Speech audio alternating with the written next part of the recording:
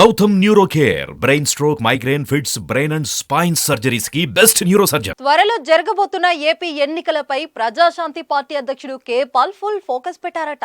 మొన్నటి వరకు తెలంగాణలో హడావుడి చేసిన కే పాల్ బీఆర్ఎస్, కాంగ్రెస్, బీజేపీలపై తనదైన శైలిలో స్వెటర్లు వేశారు. అయితే రాజకీయంగా కే పాల్ ని ఏ పార్టీ అంత సీరియస్ గా తీసుకోలేదు. తెలంగాణలో ఎన్నికల తంతు ముగియడంతో ఇప్పుడు ఆయన చూపు ఏపీపై పడింది. గత కొద్ది రోజులుగా ఏపీ రాజకీయాలపై పదే పదే పాల్ స్పందిస్తున్నారు. వచ్చే ఎన్నికలో ప్రజాశాంతి పార్టీ తరపున అభ్యర్థులను పోటీకి దింపే ఆలోచనలో ఉన్నారట. ఇందులో భాగంగా ఆయన ఏపీలో విస్తృతంగా పర్యటిస్తున్నారు. ఈ సందర్భంగా ఆయన కేంద్ర ఎన్నికల బృందాన్ని కూడా కలిశారు. ఎన్నికల సంఘానికి అనేక సూచనలు చేశారట.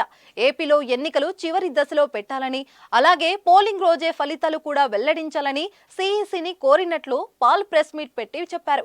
ఇక కోవిడ్ వ్యాప్తి దృష్ట్యా జాగ్రత్తలు తీసుకోవాలని ఎన్నికల సంఘాన్ని కోరారట.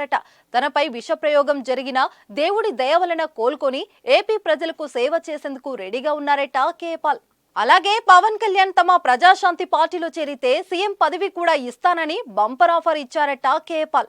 అయితే నిన్నటికి నిన్న జగన్ అపాయింట్మెంట్ కావాలని రచ్చ చేసిన పాల్ అక్కడ అపాయింట్మెంట్ దొరకకపోవడంతో పవన్ కళ్యాణ్ కలిసేందుకు వచ్చారు. అక్కడ పవన్ కళ్యాణ్ కూడా సమయం ఇవ్వకపోవడంతో పవన్ ను శపిస్తానంటూ ప్రకటించాడు కే పాల్. ఎప్పుడు ఎలా మాట్లాడుతాడో తెలియక కే పాల్ ను ప్రతి ఒక్కరూ లైట్ తీసుకుంటున్నారు.